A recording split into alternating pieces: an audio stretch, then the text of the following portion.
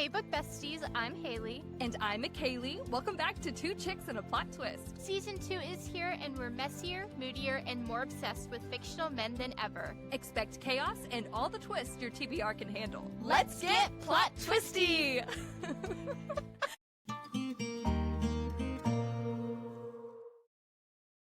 Hey everyone, and welcome back to Two Chicks and a Plot Twist. We have such an exciting episode today because we're joined by an incredible guest, #1 Sunday Times and USA Today bestselling author, Saint Gibson.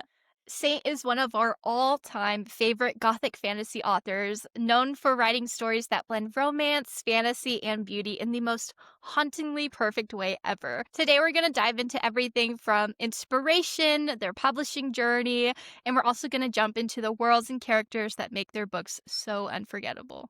Yes, and let's get started. Saint Gibson, welcome to Two Chicks and a Plot Twist. Thank you so much for having me. I'm so excited to be here. I am fangirling right now. Whenever I emailed you a couple months back, I was just like, I will not get a response. It's okay. And then when you emailed me back, I was like, oh my gosh, it's happening. I'm A so happy Dowry to of be Blood invited. It's is so one. kind. It was my favorite book that I read in 2024. And so I am just so happy that you're here. I can't wait to talk to you all about it. Me neither. I'm Really? so excited.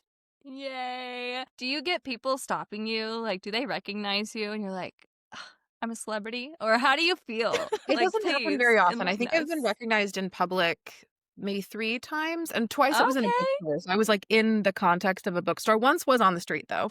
Wow. Have you ever Wow. seen anyone reading your book in public?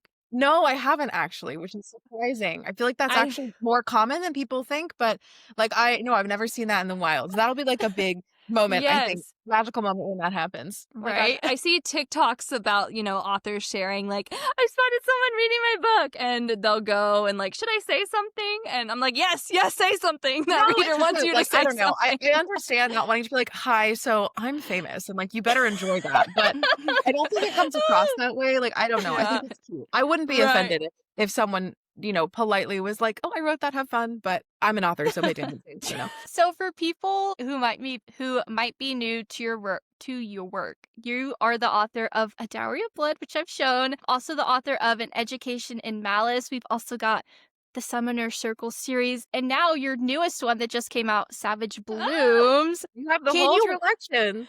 Yes. I know, I love you. I love your work. Before you came on, she was like eagerly waiting. She's made her stack and was talking to me about each of the covers before you came on. I'm like, Haley, we're not going to have anything to talk about when she's here.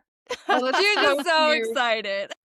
Can you just sort of walk us through your books and then just like the order of which they were published in? Yeah, sure. So the first 2 books that were published are both queer vampire standalones based on Gothic novels. The first is A Dowry of Blood, which is a Dracula's Brides reimagining. And the second one is Education of Malice, which is a dark academia Carmilla reimagining set in an all-girls school in the 1960s.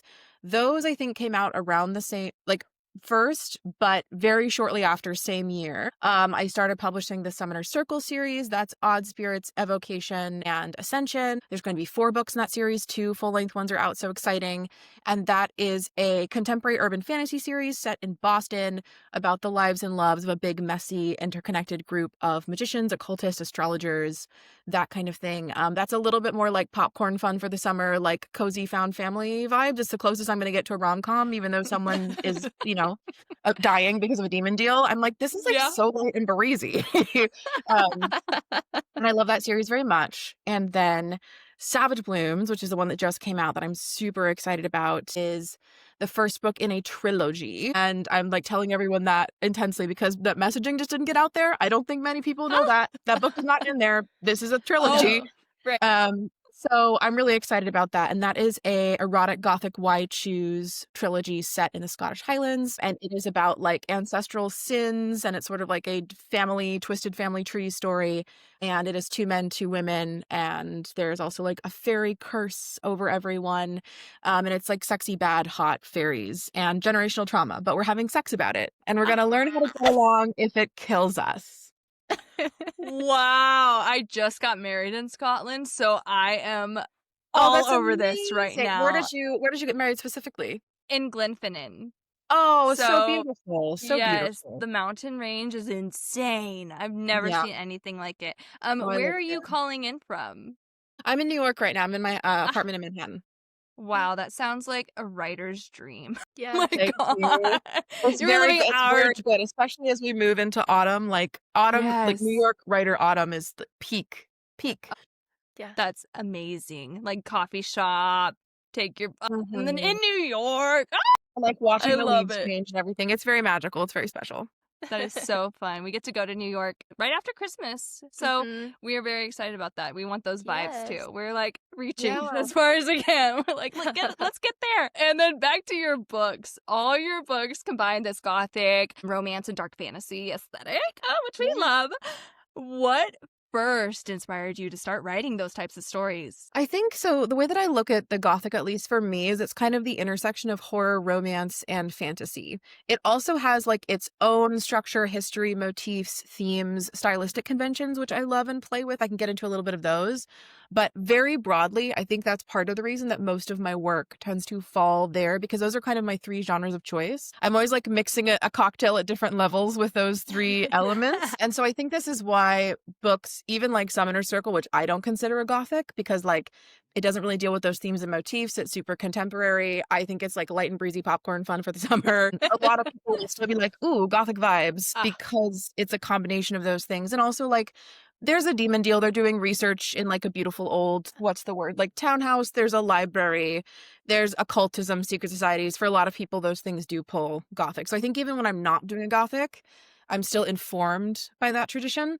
Summoner Yeah. Circle is more like a CW TV show. And then I think I really have always loved like some of the most important pieces of media to me personally, especially when I was like a teenager and early in college, were classic works of Gothic fiction or contemporary ones. Like some of my favorite things in the world that I'm super informed by, basically the entire body of work of Anne Rice. Like I truly see her as the shoulders on which I stand, not just in the vampire category, although my vampire work specifically is most heavily in conversation with hers, I think. But because like she was just out here truly doing like a vampire book one year, next year Bible fan fiction, next year erotica, third Yeah. year I'm Catholic, fourth year I'm not. Now we're doing werewolves. Like wow. Right.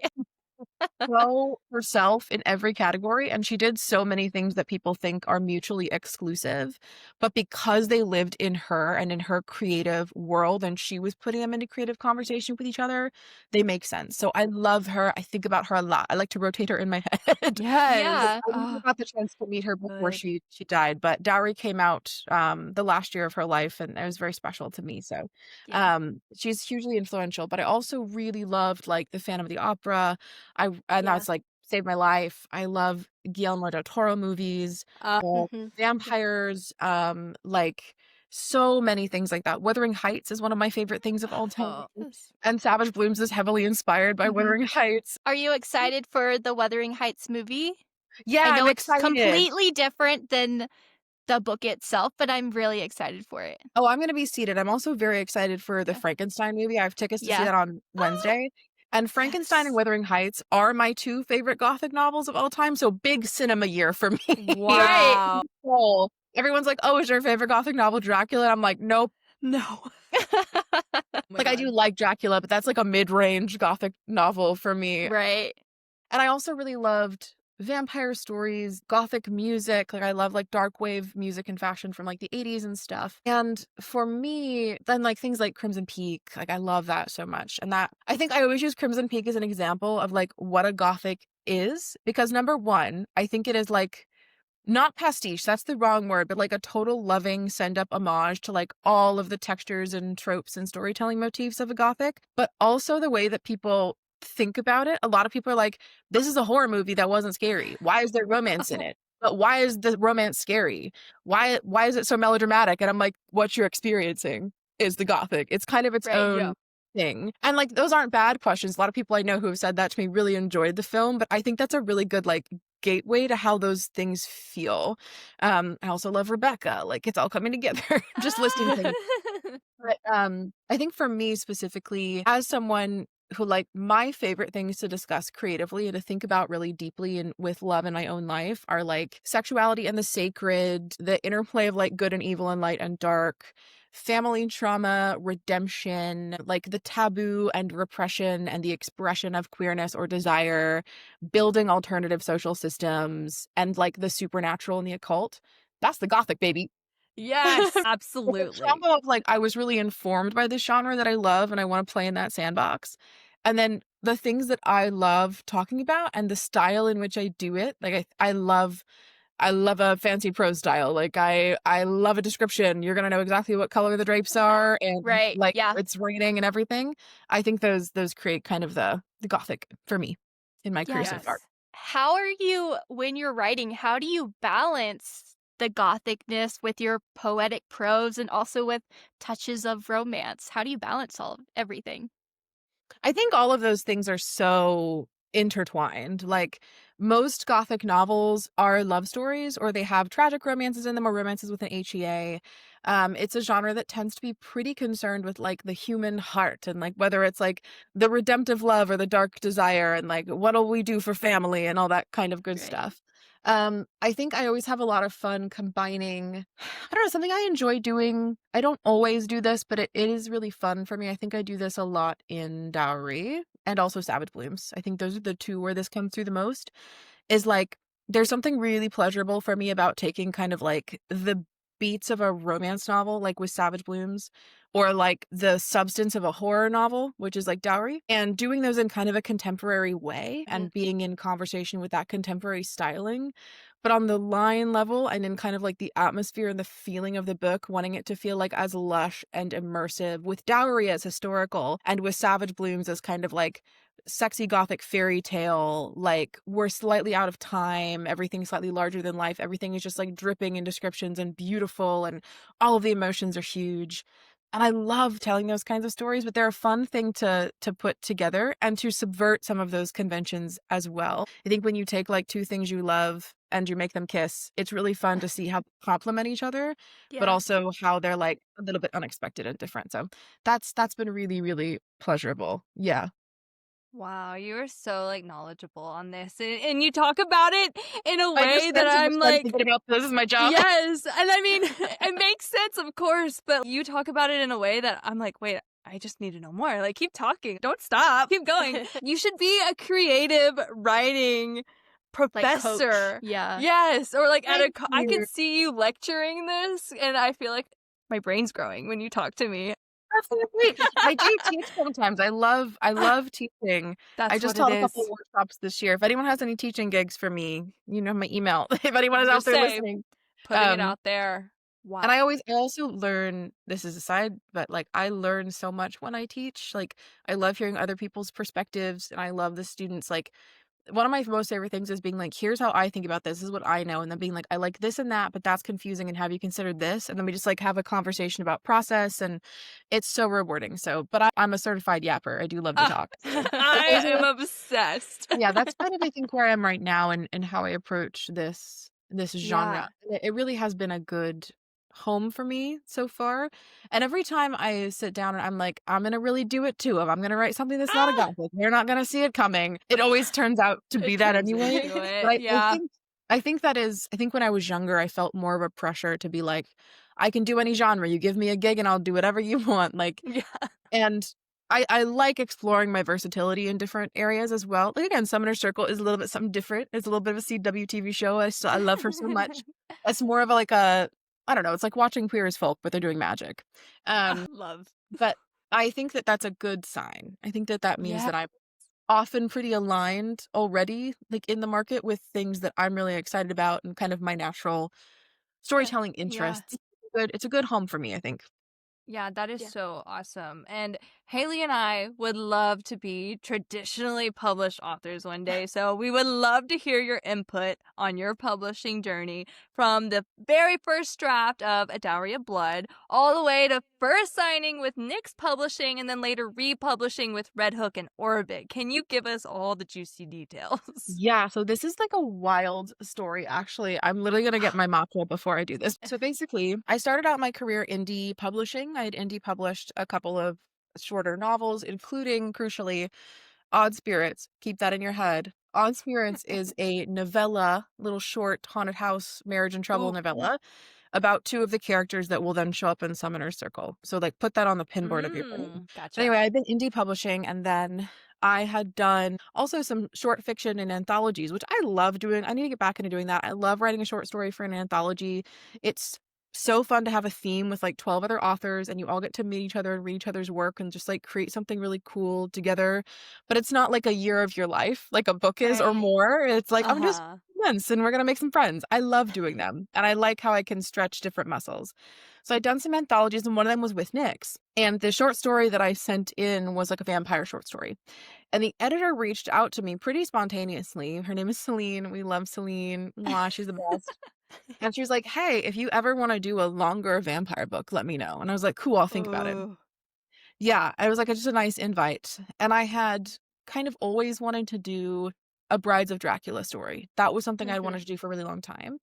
And then like early in the pandemic, I was like sad and stuck Yeah. inside and just like reading a lot of Gothic novels and thinking about it and watching a lot of like Gothic musicals and like theater shows with my friends because like we could StreamYard that, like we could do it together. Uh-huh. Right. And I started working on Dowry. So anyway, that was then published with Nyx. It was indie. And it performed the first couple months. It was like, great, good job, guys. And then around like month 4 or something, I think that's probably when TikTok started talking about it more. It really was like gangbusters off to the races. Oh, We yeah. were selling a lot of units and people were talking about it a lot, which was so exciting. So that's going on. I'm indie.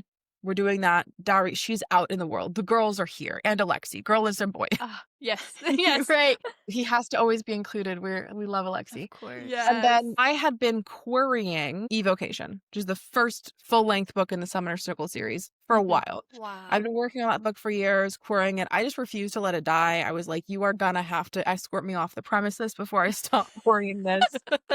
And I signed with my agent with Evocation. So at this point in time, this is like 2020. Dowry's out. She's indie. She's doing pretty good. She's catching some traction. And now I have an agent and we're going to go out on a submission. Oh my God, so exciting. And then truly within the span of a few months, both Orbit UK, the Red Hook in the US, but the Hachette science fiction publisher, reached out to me and said, can we buy out the rights to A Dowry of Blood and do it traditionally for you? And my Summoner Circle series sold to Angry Robot, who is also a UK publisher, but they distribute in the US. So I ended up with like 2 publishers in the span of a year, which is Wow. crazy and amazing and so cool. And also, I wouldn't maybe do that planned. I think you should space them out more. Don't do 2 books a year like me. I'm slowing down a little bit, but it has been such a fun, amazing ride. I wouldn't change anything I've done up until this point, Right. right? So that's kind of how we got here. And then once I was in trad, my experience has been a little bit more traditional in that some of the books that have sold have been like proposals to my editor, and they've wanted that some of them have been full manuscripts. I've also written books on option that didn't sell and like had to kind of go back to the drawing board a little bit.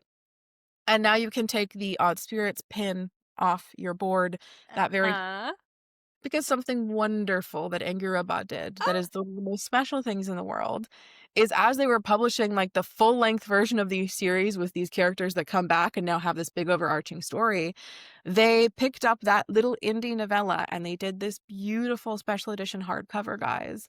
First of all, they let me revise it. It had been out for like 5 years and they were like, do you want to go back through and like bring it up to speed and make it exactly how you want it? And there was like some sensitivity reading issues I wanted to change. There was some continuity issues I wanted to fix and just like really make it as beautiful as I could on the line level. So I got to spruce it up, which never happens. And then they have this gorgeous little hardcover edition that is foiled. It has full color illustrations inside. There's like 8 illustrations. There's end papers. It's the most special thing in the world. So that's a big sprawling story, but I think I Right. covered everything. Wow. I don't have children, but if I did, I would assume this is a feeling that you get when all your children grow up to become doctors and lawyers. Like, it's like all of your book babies are like, oh, you're growing up. Then there you go. Rooting for them. Exactly. So it's been Wow. really, really wonderful so far. And you never know. I guess something that I will say for people who are pursuing traditional publishing or any publishing at all, everybody likes to say, and this is true, but I'm not sure how helpful it is. At least it's not helpful for me. Like, we just don't know why things work, and like you just gotta get lucky and stay patient. Like, Yeah. who knows? And I have that Yeah. dog in me where I'm like, I want data and I want to win. Like, we're gonna Yeah. figure out how it works as a family and we're gonna Yeah. make it work. Right. That's a winning Right. mindset. Yeah, I think that, but I think there is some validity to kind of framing it in being like, hold this softly. You cannot control most of what happens here. You Right. really can just control A, writing the best book you can, but B, making it like as aligned with your creative ethos and vision as possible, because the more excited you are about it, the better run you'll have with it throughout. Yeah. Mhm. But I think that something else that's been really helpful for me to keep in mind is that, like, I always say, like, no time is wasted, or like no words are wasted. And I think that if you're someone, especially who's really ambitious, or like you really love a certain product and you're just like so focused on selling that thing, remembering that like things can go into a drawer for years, or you can like not sell something and like feel that grief. And that's totally, you should, like, it's okay to feel that and have it move through your body. And maybe you come back to it and you're like, actually, I want to like scrap these parts and like turn it into something new. Or you just hold on to it, and then like 5 years later, your editor is like, hey, do you have like a science fiction novel? And you're like, I do, actually. I wrote it in 2019. So I think that that has been really helpful to me. And I've had similar experiences where like I wrote a whole different book for my option for Orbit, right? And it was like, I still may do something with this, but I doubt it, because I've taken like scrapped it for parts and turned it into other Yeah. things. It was like a folk horror kind of romance. And I gave it to my editor, and it was a full draft. I had spent like a whole summer writing this book, having a good time. I had like the Evermore playlist on repeat, like that for the Taylor Swift album That'll that do it. year. Whatever summer that was. Yeah, we all had Evermore books that summer. And she came back and she was like, basically the answer was no, but she was like, it's not really, I see the potential, but like there's not a whole lot of plot. Like, the magic system is just, if you did this with me, I'll do it with you, but you're going to have to like completely revise it and kind of make it a higher stakes book with like a stronger magic system. And I was like, I don't really want to do that. And also, I think I had kind of written through my interest in the book as well. And I was like, maybe this actually doesn't need to be like a whole, maybe that's not actually what I want to do with it, because I wasn't like, yeah, let's get into it. I was like, I don't know. I think I'm done. Yeah. So I was kind of discouraged. I was discouraged. I was like, I'm going to do this whole thing again. But because I didn't push on that, and I listened to my editor, and I was like, let me take a lap on this. Let me think about this. I came back to her and I was like, so by the way, I have been writing this insane Gothic trilogy set in Scotland. If you like want this, I don't think anybody wants this except me. And she was like, no, that's the one I want. That's obviously the one I want. And I think that me Wow. being so excited about it helped. And this is Savage Blooms. This is the Unearthly Delights trilogy that starts with Savage Blooms. So anyway, I just like telling that story because it is sad and disappointing. And I think it's good to feel sad when you are disappointed. But there's always, I think, an opportunity to be like, how can I be more aligned and more excited about whatever I do next, instead of trying to force a closed door? Because I'm really glad I did that, and I didn't like try to force that full core book to work. Yeah. It's just like on my computer, and that's fine. I had a really good time. That's Wow. fine. How did it feel whenever you first got the call or the email that it was getting picked up by a traditional publisher? That was crazy. Like, I And really to have 2 feel, books within the same year, how did you feel? I mean, I still feel like it's crazy. It felt like not bad, like good. I think something I've experienced. So I've been doing this for about 5 years now. Dowry was 2020, right? And I was indie before, but it's a trad for about 5 years. Like, really, gang, we're going fast. I think like the first 2 years of my traditional career, everything was moving so fast that like it didn't feel real. I was excited and it was fun, and I was present to that and celebrating people that I loved and like writing these great books, and I got to like talk about them, and it was amazing. Like, Sunday Times bestseller with Dowry, USA Today, amazing. But it's just crazy. Like, these things just don't happen. Like, it's a combo of like, I love the book I wrote. I know it's good. And I also know that I got lucky. And it was also just like one of those lightning in a bottle moments where I didn't know this at the time, but the market was so primed and perfectly ready in like every single Yeah. category for A Dowry of Blood. It was like the Wow. perfect storm. But it was so fast. I expected to have like a slower trajectory and kind of do one of these. And it was more like a huge spike. And then like, now we got to like figure out what to do next.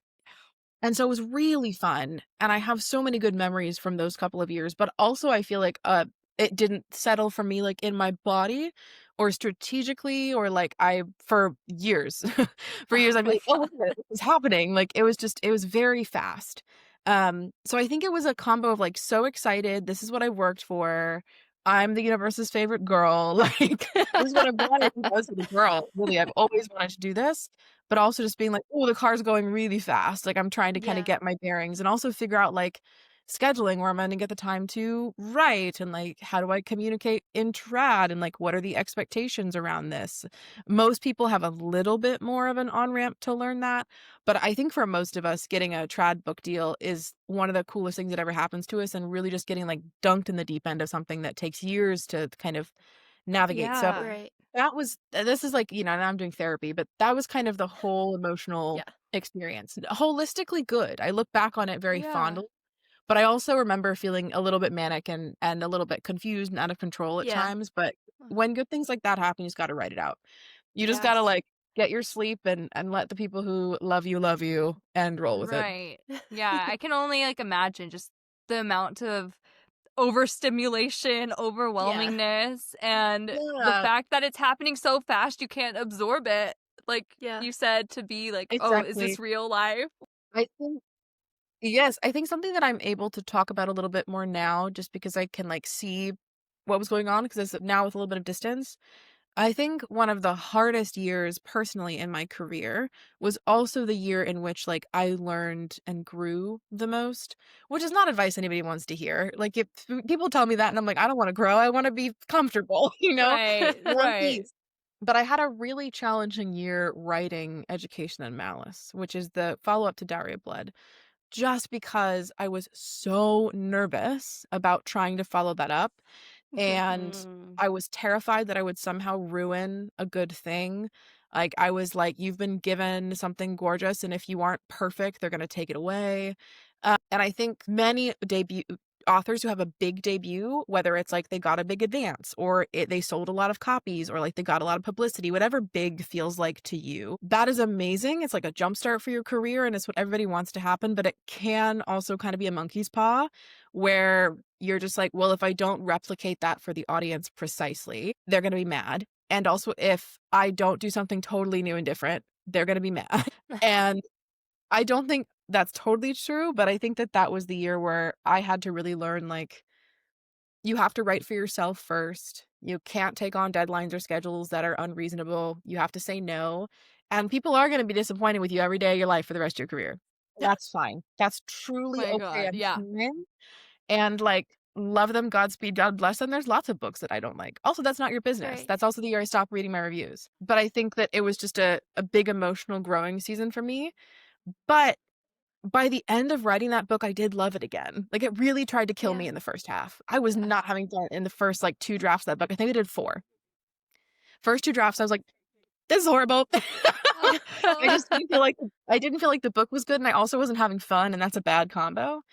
And Mhm. then I kind of got back in touch with myself, slowed down a little bit, shared how I was feeling with other people, because I also kind of hid away during that. I was like, "I don't wanna complain about something good, so I don't wanna ask for help." And then I started telling my friends how I was feeling and asking them for help, and I started having fun again. And through like drafts 3 and 4, I was really having fun, and I think the book also improved. And then I Yeah. was in a better place to be like, "I Yeah. like it. Give the girls to the Yeah. people. Like, I love Yeah. that." Yeah. Yes. That's a Oh. long story, but I think especially for anyone that's interested in, like, the experience of being an artist who also does it for money at whatever level, it gets a little more complicated. And for Mhm. me, continuing to, like, how can I make this as pleasurable and challenging in a good way for me? Like, growing and keeping myself excited and keeping myself engaged and, like, know that this is, like, the most fun thing I get to do, and also know that I'm doing it exactly the way that, like, the book is in my head to the best of my ability. That really helps. It sounds like fake Yeah. advice, but it's truly the secret. No, I think that's so You have great advice. insightful. Yeah, and I mean, who knows how many people are in your same shoes, and it's not Right. something they might not hear discussed often. So I'm glad you told us about that because that Yes. is very, very insightful and has to be real for so many authors. Yeah. And I get it because yeah, you don't want to ruin a good thing. So it's totally Yeah. rational fear. But And you brought up reviews earlier, and as someone mm, who is writing, that is the most anxiety I have with my writing is that no one's going to love it, and all I can think about is, "What if people hate this?" And I'm like, "The book isn't even out. I'm not even done with my draft. What is going on We're with the me?" same. she's like already thinking the worst. Oh, No, I um, can't help it. and then like we had mentioned prior, A Dowry of Blood, of course, hit best-selling lists, and now you're a #1 Sunday Times and USA Today best-selling author. Ah, Literally, that's as we speak, crazy. guys, today, like 6 hours ago, Oh Savage my god. Blues #4 Sunday Time. Oh my god, Congrats! congratulations. Wow. My Wow! gosh. Oh my god, you need a party. What are you I I'm doing to really know. celebrate? excited. I'm Oh really my excited. god. That is so I'm awesome. I bought some jewelry today. You And it's treat almost my yourself. birthday, so I'll see people soon, but I'm really happy about that, and every time That that is happens, I'm amazing. just like, "This is not real." And it Yeah. doesn't need to happen every time, but every time it does, I'm like, "This is not real." It's so good. It just speaks to your talent. You are Yeah. doing amazing things. Thank you. Of course. Can you take us to the moment where you discovered, you're a best-selling author, you hit best-selling lists, today included, when you found out also for A Dowry of Blood? What Yeah. was that? You said it happened so fast, but can you like pinpoint where you were, what you Yeah, were so feeling? I think Ah, Dowry, there's been a variety of lists spread out over my career. Again, it doesn't always happen. It's not always the same list, and when it does, it's uh-huh. great. But sometimes it also there's a lot of factors that can go into the list, which is one thing I will caveat this with for anyone who's like listening and curious about this. It's not just how many books did you sell. It's usually in the first week because that's usually the highest spike in the life of a book. Not always though. Mm-hmm. It's also who else is on the charts. If you have a Dan Brown, J.K. Rowling, Pierce, like Brown's his name year, Mhm. just naming huge names here, Uh-huh. or like really anticipated books or special editions, like that can make the list more competitive. Right. And a lot of people list because of specials or book boxes or book club drops that kind of chunk everything into a week. So the list is a huge accomplishment. I'm not downplaying that, but I'm letting people know the caveat that it's a little more complicated than just Yeah. like who's in first place on an Right. equal race, because that's really not how this works. And also, some of the lists are based solely on print sales. Some use ebook. The New York Times, we don't know what they're doing over there. Oh yeah. We what kind of math they're No one mathing. knows.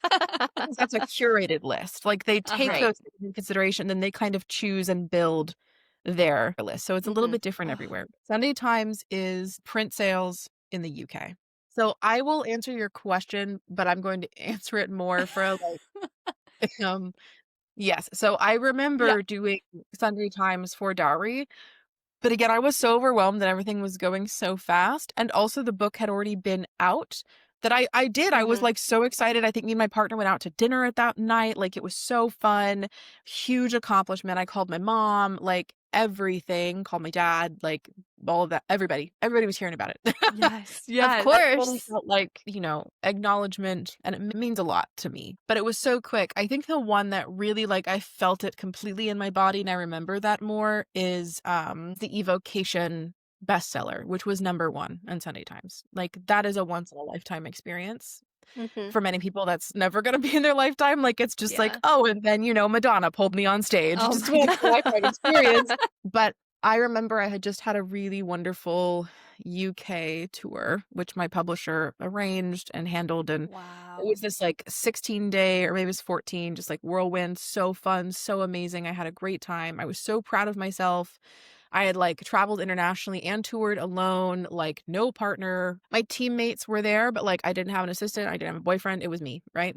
Wow. Yeah. And then I think the day after I got back from that tour, the list came out and I was, like, in my safe little house, and it was just this really beautiful feeling of satisfaction. Like it felt like this bow on something really big that I had accomplished, especially because I Yeah. love the series and I've been working on it for so long. And I always remember, this is very cute. My publishing team, truly, I was with them in London 2 days before, and then I flew home and they're like, "We gotta celebrate, but you're not here." They had made these, it was Amy in the marketing department, had made these limited edition hot pink dust jackets that you could only get if you came to an in-person tour stop. They're Wow. amazing. They're like Barbie pink David illustrations. And instead of cover copy on the back, it just says like Evocation UK Tour 2024. So Cool. cunty, so chic. Love.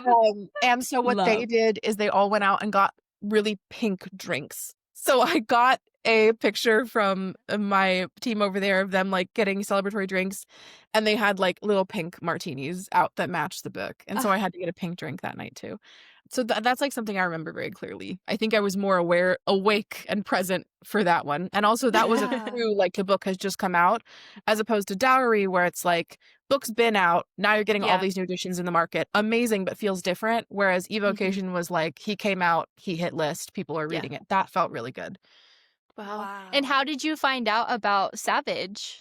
My publisher emailed me. Sometimes the publishers know a couple of days in advance what the list is looking like. It depends on how soon it's reported, but sometimes the Sunday Times knows in advance, and the publisher can take a peek and make their graphics or tell their authors or anything like that. So I got the email a couple of days ago. That's so That was cool. like, if all holds, this is what it's looking like. And then Yeah.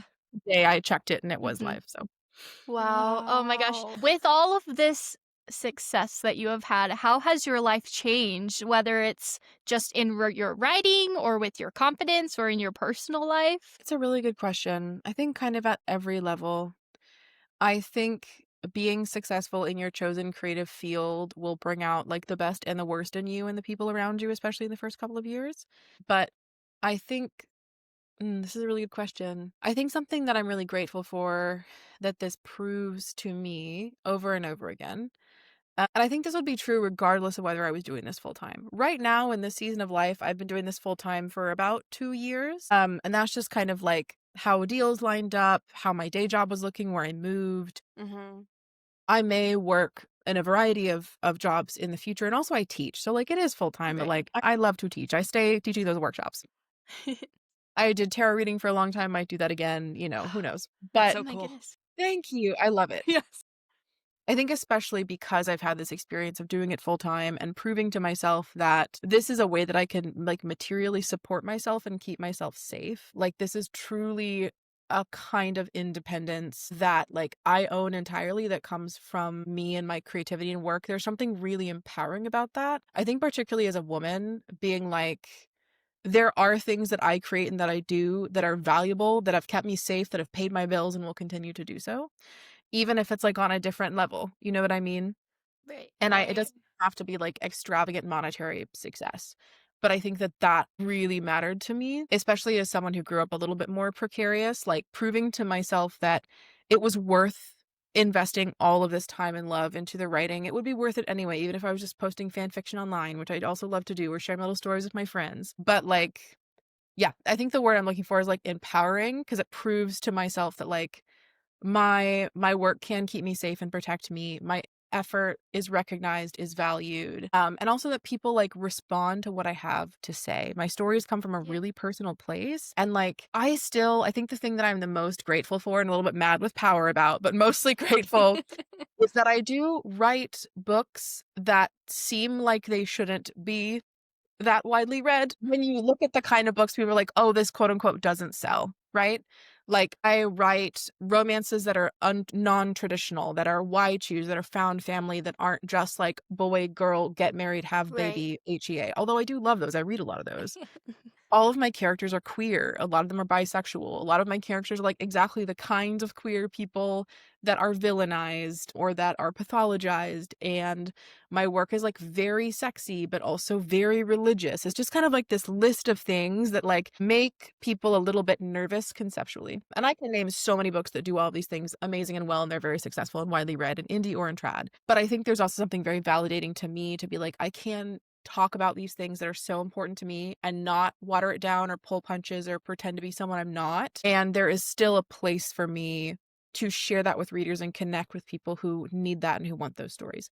So I think it's just, like, kind of empowering in a, like, I'm my ancestors' wildest dreams. I own my own bank account, and, like, I don't Yeah. She's to that be girl. married to own property kind of feeling, you know what I mean? Which is very healing, and then, like, on the social end of just being like, this love and response comes from me being my messy, nasty, vulnerable, little squishy self on the page, and people not rejecting that, but responding to that in a really warm way and being like, "Me too." The best thing a reader ever tells me in a signing line is like, "I didn't know anyone felt this way until I saw this in your book," or like, "I thought I Yeah. was crazy," or like, "Nobody gets it." Like, that's what I'm after, is that, like, connection. And if I'm doing that in a way that is also sustainable to me and my, like, energy and work, and I'm learning how to do that with each passing year, and I'm doing what I wanna do, and I'm not burning myself out, and I can make a little cash, and I am safe, I'm so happy. That's truly, Yeah. like, the best thing I could be doing with my life, I think. That sounds so Wow. amazing and so I know. inspirational, and you do it so well. I Thank know. you, You're I living our I dream. Oh know, my you were gosh. just doing everything just so amazingly, and on the topic of, these feminist lens, Dowry of Blood, I swooned over, okay? That and I was telling Haley before, like, I think this was like my first truly moody gothic read that just carried this aesthetic, the vibes, these characters all the way around. And Yeah. it was like a Thank 5-star for you. me. I was just like, wait, I think I've discovered something. This is amazing. But Yeah. what, and you kind of touched on it prior, but what inspired you to really go for Dracula's Brides? I would love to tell you. Please tell us. I love vampires. I still love vampires. I haven't done a vampire book in a little while, and there's none planned, but I may do it in the future. Like, Ugh, don't we never need say never. one. Yes. I I'm need just one. vampired out. Right now, I think because the vampire books are also so much like I'm talking about really big feelings that I'm working through about like fidelity and marriage and immortality and like these big questions. I've kind of like shared where I'm at on those with the vampire books thus far, but like as I cook and age, I'm sure I will have a changed perspective, and I have inklings, I have ideas. But Dowry specifically was, I'd always loved vampires. They're really important to me. Like, oh, you're a weird little bisexual goth child who lives in the South and has a complicated relationship with God? Vampires. Like, Vampire. there for you. Um, like I said, I loved Anne Rice, but also so many classic vampire stories as well. As I was really drawn to them. And one of my favorite vampire movies, I'm being so serious, of all time is Van Helsing 2004. Love, love, That love, takes love. me back. Oh, Good. literally. Okay, so for the reader, the listener at home, this is a like action fantasy Stephen Summers flick. It's so fun, but it's like all the monsters from like classic monster movies smashed together. Like it's Dracula and the Brides, and we've got Frankenstein and the Wolfman. Hugh Jackman is Van Helsing, and Yeah. like we're trying to save this like Romanian badass fighter princess who is Kate Beckinsale, who is so hot. And like there's a masquerade ball where like we're exploding cathedral windows. Somehow there are guns. Like it's so fun. And it's very campy, and it's very much like a love letter to these classic monster movies. Like Stephen Yeah. Summers loved these films. He actually wanted to make like he wanted to kind of use this to reboot the Universal like dark universe, and unfortunately like it's been rebooted in ways that I don't like because he like left the project and stuff. But yeah. this was kind of a proof of concept for him to be like, monsters, they're so Yeah. good, like give them to the people. And it's also totally like an early 2000 action movie like The Mummy or something. Mhm. But it actually has my favorite Dracula performance of all time in it, even though it's a little bit silly. Gary Oldman in Dracula is phenomenal. He's a very close second, but I love Richard Roxburgh's Dracula in this. He is just, I don't know, like, so the brides are in this as well. I'm sorry, this is the film girl coming in where I'm just like, you need to watch this Love. movie. But the brides are here, and typically in these movies where I'd always seen them in the background or like read about them in Dracula, they're there for 2 seconds. They have no interiority. I'm so interested in them, and then they're gone. And they kind of just seem to follow his orders, or they just kind of show up to be like sexy or scary. They like show up and Right. kind of bite Jonathan in Dracula, and then they're gone. We never know where they came from. We never hear their perspective. We never know what even happens to them. Like, I think they die in Dracula. I can't remember. But in Van Helsing, because it's a little bit silly and campy and fun, but in the way a soap opera is, and that it's also serious, they like have this little toxic vampire polycule going on. Like, They all have names. They have like this ongoing relationship with all the different characters. They have a very interesting relationship with Dracula. And a big plot point in this movie is that they're trying to have like immortal vampire babies, but there's like a domestic going on in the background about this. And Dracula also has like heavy ex-boyfriend drama going on with Van Helsing. Like it's Yeah. just soapy and delicious, but I was really fascinated by this. I saw it when I was like 12, and I couldn't stop thinking about this like kind of toxic immortal family that was like sexy and in love, but also it's kind of an entrapment situation and you're never quite sure who holds the power. And also like a lot of the vampire interiority in that movie is being sad about being immortal, which I think if we're doing vampires, we need to do. Like Yep. I love the kind of like weight and the ennui and the sacrifice of immortality. I love a Yeah. sad vampire. This is why Anne Rice is so great. So Mhm. anyway, this is like cooking in my brain since quite literally the age of 12. And I would just think about it sometimes and be like, the brides. And Yep. I would always get frustrated when like they weren't used or like I wanted to know their story. Also, the way that I'm always seated for a Dracula or a vampire movie, I saw Dracula Untold in theaters later on when it came out. And that's okay. I love Luke Goss. Is it Luke Goss? No, I'm a liar. I love the actor. It's fine. I've seen it like twice. But there's a couple Oh of my scenes god. in that that made me think that they were going to introduce the brides and they didn't. And I think at that point I was like, this can't stand anymore. I can't have this experience anymore. I'm just gonna Right. fix it myself. It's not even so much for the bride's element one thing as it is like all of these touchstone moments in my life where like these characters or this idea kind of was like, don't forget about me. This is important to you. Yeah. Like you, this really is important to you. And it might take you time to figure out what you want to say, but like, don't forget about it. And I think that Dowry is also really informed by a couple of other things that I read that kind of were in that conversation. One of which is Deathless by Catherine Valenti. I think simply on like a line styling level, if you have read Deathless, that's a Dowry is a Deathless I type need to read beat. it.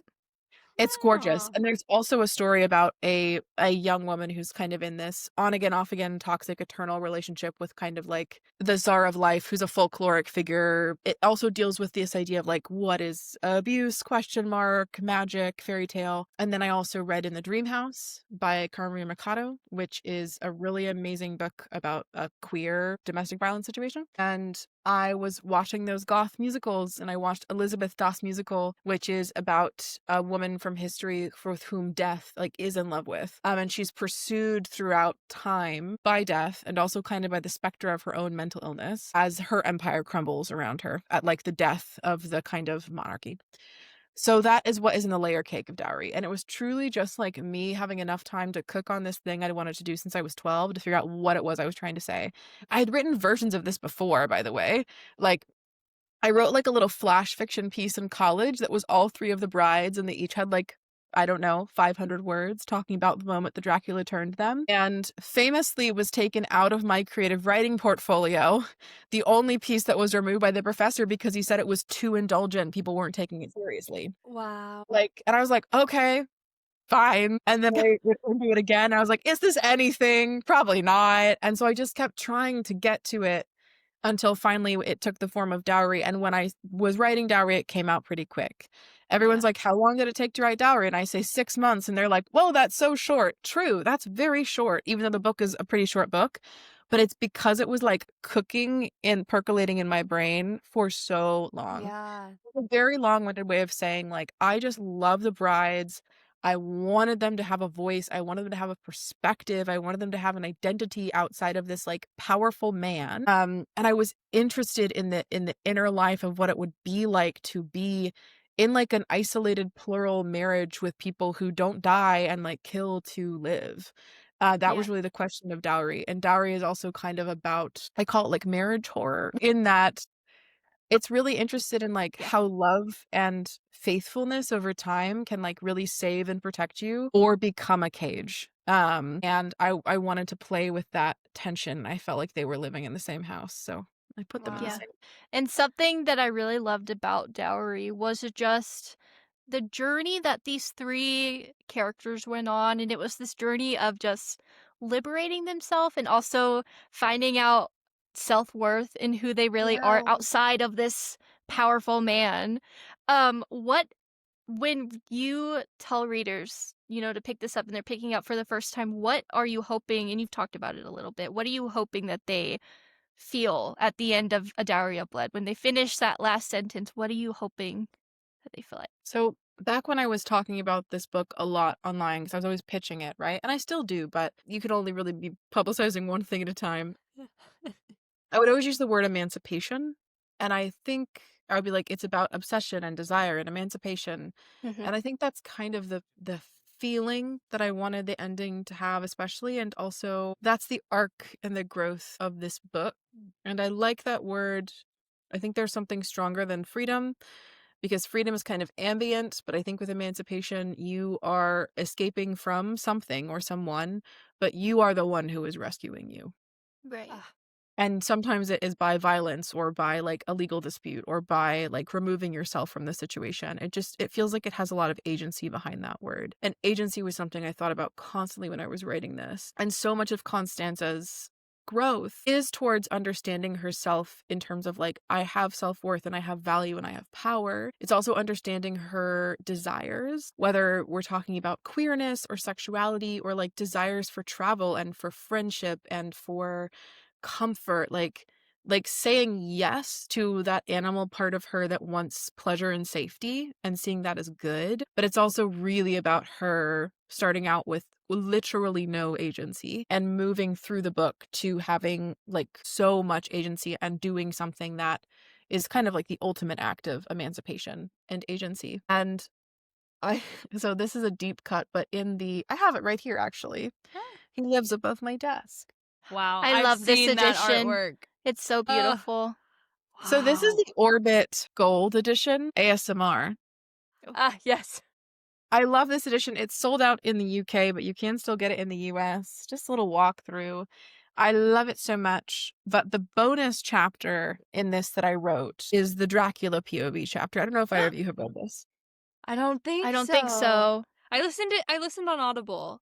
I don't No, it know if doesn't it's have this in it. This is only in the edition. Oh my god. Oh, I'm gonna need it.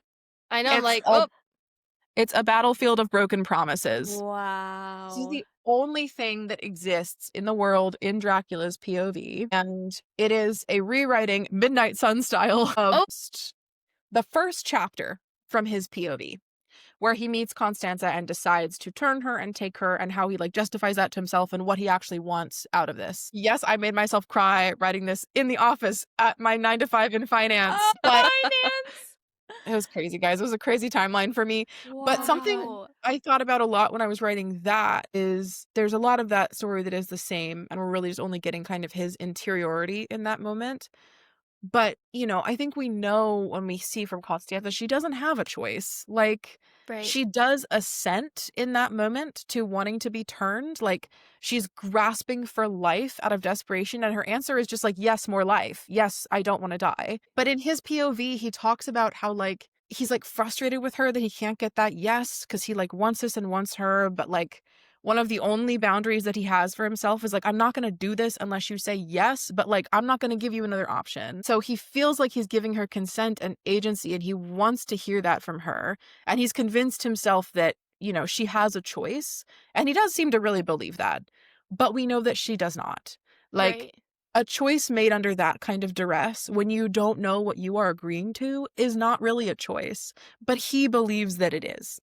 And I think that really colors the rest of their relationship. Just knowing that one piece, I think you don't really need to know a ton else about what's Yeah. going on with him, that little strange man that lives in my brain. But knowing that he really believes that yes matters and that he earned it fairly, and that also it cannot be rescinded, which is wrong. That's not how consent works, is important.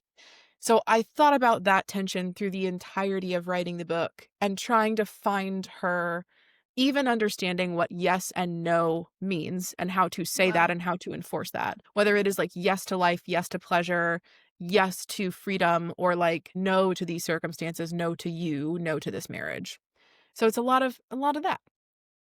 Well, I Wow. will immediately be buying that. I need Yeah. that chapter in my life. I can't believe I didn't know about this. And the artwork on that. Oh It my is Yeah, god. I beautiful. do think it's I think Orbit. I think they have the rights to it for a little while because we want people to obviously buy this gorgeous Yeah. edition and get it as a treat, but Yeah. maybe in a year or so when it is free again, I might like put it on my newsletter or something because I Yeah. like it. I think about it a lot. And like there's sorry, I'm just talking about this now, but No, you go there's for it. a part that I think about too. We also get like Dracula backstory flashbacks. And he's from ancient Greece in this version. But like he talks about how there was like a moment where he like saved a baby bird when he was a child and like took it home to like show his parents or try to save it, but he had like crushed the bird because he Mm. was like holding it too tightly.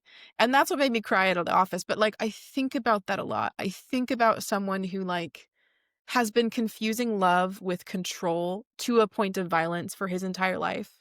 And his experiences have only enforced that. And he's also chosen to choose that path every single time. So it was actually very hard to write Dowry because we never get his perspective. Right. We only see him through Constanta's Ugh. memory, which I wanted to do. He doesn't have a name. I wanted to do that. That's like one of the most iconic things about Dowry, and I do it again. Did it make writing the book so hard? Yes. Would I do it again? Absolutely. Because it is her story, and I wanted her to own it completely. And I wanted him to exist only in her memory, the way that she had existed kind of only as his object for a very long time. But I had to occasionally step back with myself, just with Saint, and be like, but what is actually going on with him? Like, as a person, like, why would you do this? What does he actually believe right now is going on? The audience doesn't need to see it, but I need to know just so that when Constanta is reacting to it, she's reacting to something that's like authentic, if that makes sense. That's Yeah. kind of like a craft thing that I would do is I would occasionally pause and be like, what is Dracula even up to right now? The way your brain works, I want my brain to work like that. You are so smart. Thank you. I know. Oh, I'm like, how are wow. you communicating your feelings so well? That's crazy. I'm just like, I need the same thing. Uh, and also a Dowry of Blood, it really checks just all the boxes. And so I don't even know if a film could do it justice. But if it could, do you have a dream cast in mind or anything, like a vision for it? Have you ever thought of it happening? I don't usually like cast my stories. There's exceptions to this. Like there are some actors and actresses that like characters are in some parts like modeled on, or I had the character and then I saw him and I was like, that's that guy. Famously, David, Cody Fern, Delafontaine, Eva Green.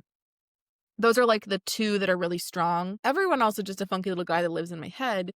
I think for Dowry, if I had to do casting, first of all, I love everyone who's like, Dowry movie when? I love you guys. Keep saying that. Maybe someday Hollywood will do it.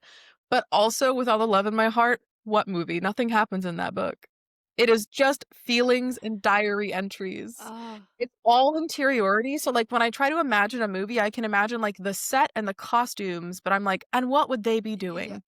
Sitting by candlelight and talking about their feelings and then having sex about them and then being sad and quiet in a carriage about that. Listen, So but I Okay. want that. I want that though. Maybe a I short do. film. I think it's a good Yeah. I think it's a good book, but I do have one for Dracula. He rotates in my head every couple of years, but for the last couple of years it's been Oscar Isaac. Pretty confident on that, which is another reason why Frankenstein is a big moment for me. Right. Yes! No, I think Wow. Oscar Isaac is like a really good choice. And actually that actor specifically would do an excellent job in addition to just like being a good like look and vibes match, you know? Oh, Yes. yeah. Oh my gosh. Well, we have talked about so many things, and we just have a couple of just for fun questions. And well, this one here, I'm so interested in what to know. But what are you working on right now? I know you've If got you can this new, tell us. if you can tell us, I know you've got this new trilogy. Tell me what you're doing. I just turned in book 2 in the Unearthly Delights trilogy, Savage Bloom's sequel to my editor. I've never had so much fun with a book. I should just stop. And I can't spoil too much about Savage Blooms, but I have been telling everyone that like book 1 is the creepy Gothic manor house. Book 2 is the Fairy Underground book. All of book 2 happens in the Fairy Underground. Ugh. So it's the first time that I've ever been able to in my career like do any world building because most of my stuff, and I love writing stories like this, is like really grounded in our world. There's like a little sprinkle Right. of magic or like a vampire, but we're just in our world. With this one, when I say I went mad with power, I was like, I can do a creature build, I can do a costume, I can do magic. Like, I am Guillermo del Toro. Like, I am in the director's seat. So I had so much fun with it. And it's just like this really dark, gorgeous Bacchanalian soap opera where we're all trapped in the fairy underground, which is also kind of like a BDSM sex club. And it's just really, really fun. So I had a blast with that. And it was pretty, I'll have to revise it obviously many times, but I'm proud of myself. But it's been there's layers. There's like multiple timelines and like secrets and suspense, and it's a little bit more than I usually do in that category. But I have so much fun with that. I'm finding that I really like, and I'm doing this more. I only started doing this with this series. This like, one character knows something the other character doesn't know until much later, or something's happened in the past that the audience won't find out until like much farther in the book. So it's been a great time. I'm really just like so happy living in this world right now. Aw. I'm on the moors mentally. Oh, that is so, so exciting. And you've dropped so many names of amazing authors. So I have some guesses in mind, and I bet I could even pick out who. But if you could have dinner with any author, living or dead, who would it be and why? So obviously Anne Rice, but I feel like she Yeah. is implicit in my being. Um, Mhm. I think I'm gonna give you two. I think about them a lot. I'm a huge, huge Anais Nin girl. And also I think getting dinner with Angela Carter would be amazing, and I Ooh. idolize her. But yeah, Anais Nin is a diarist and an eroticist, and a novelist from like the 20s and the 30s. She had a very long life, actually. She was writing for like 50 years or something. Oh, wow. She's like one of the most interesting, complex, life imitates art kind of women from history. And I really admire her. Her diaries are hugely influential on me as a person. She's one of the reasons Wow. that I do journal. And then Angela Carter is one of the bad bitches of the Gothic. Like Angela Carter Ah! wrote Bloody Chamber and so many other Wow. things. Like just kind of this like a weird fairy tale feminist from the 60s in London. Like I need to pick her brain. Yeah. Yeah. With Anne Rice, what do you think about the new series that It's they've done so with good. Interview? It's good? So good. Guys, See, it's we so talked to good. another author, and she also loves Anne Rice. She's very influenced by Anne Rice. She also wrote vampire books. She was like, "I don't love it." And I'm like, "I love it. I may even love it more than the original movie. I love the I need to know characters." who that was when the camera stopped rolling because it's one of my friends and I'm like, no. If it's not one of my friends, I'll leave them alone about it. Oh my god. But no, so I also, to be fair, I love the Brad Pitt, Tom Cruise, Kirsten Dunst movie. Mhm. Love her. No notes. For what she is, it is so good. I also really love the series. And I don't think one is better than the other. And I think if you love this kind of storytelling and you love this story, I truly think you need to experience both of them. Like, Yeah. they're such two beautifully articulated, like, iconically acted, set, costumed cast versions of this story that's really amazing. But I think Interview with the Vampire AMC is not just like the best adaptation that I have seen, but is like maybe, I mean, it is easily the best television that I've seen in like the last 5 years. Like, it's Yeah. just phenomenal, down to the detail, and it's really some out of the ballpark performances. The script is insane. Every single change that they made to the story or the script is so clever, has so much depth, plays such a long game, and it is so thematically dense. Like, it is just like theme on theme on theme on theme on theme, but it goes down so smooth and delicious, sexy, easy. And Yes. that to me is one of my favorite like magic tricks that fiction can do, is when like you're getting something that is like nutritionally dense, I suppose, in terms of like it's smart or it's really themey or chewy or like it has a kind of a strong perspective and it's a little bit challenging in terms of form and maybe it's a little bit like out there, but it is so beautiful to look at and so pleasurable to experience that you're just like locked in and having a good time. And I think that Yeah. that's that show. And if I think that it's great. I love it. Wow. And lastly, where can our listeners find you on social media, website? Yes, please come find me in terms of socials on Instagram. I'm at ST Gibson Author. That's pretty much my main social that I use, but I'm on her a lot and you can DM me there. Ah! And also, I love my newsletter, and I'm on Substack at saint.substack.com. And once a month, I email out with like all the behind the scenes of what I'm working on. Also, just like my favorite perfumes and books from that month, and any like extra sales or sneak peeks. And that's really fun. It's like the best way to stay in the most direct contact with me. But at the paid tier, which is $7 a month, then you get 2 essays a month that I write that are everything Ooh. from like writing advice and craft to like cultural art essays to like meditations on like religion or spirituality or sexuality. That's kind of where I like write my little video essays and do some teaching as well. But even if Oh, you're just the paid tier or the unpaid tier, there's a lot of good stuff there. So I Yes. really like both of those platforms because I get to connect with my readers and they can stay in touch with what's going on with me, especially like as algorithms start like suppressing us even more. It's really hard mm-hmm. to get out to Yeah. people. But it's also both places where I can like talk about things that aren't books always, and that's really fun too. Yeah. So yeah, and then my website standard stgibson.com, and that has all the buy links and everything on there too. Yeah. Wow, that's so Perfect. amazing. Thank you so much for joining Yes, thank us. you. Thank you for You having me. You guys are so sweet. Ah, This was so ah. fun. Saint, thank you so much for hanging out with us today. It was so fun getting to talk about Dowry of Blood, your writing, and of course, your newest book, Savage Blooms. If you want to check out Saint, we'll have all of their links in the show notes so you can follow them, support them, and of course, grab their books. And don't forget, guys, we'll be back Thursday with another episode, and make sure you're following us so you don't miss it. Bye! Bye.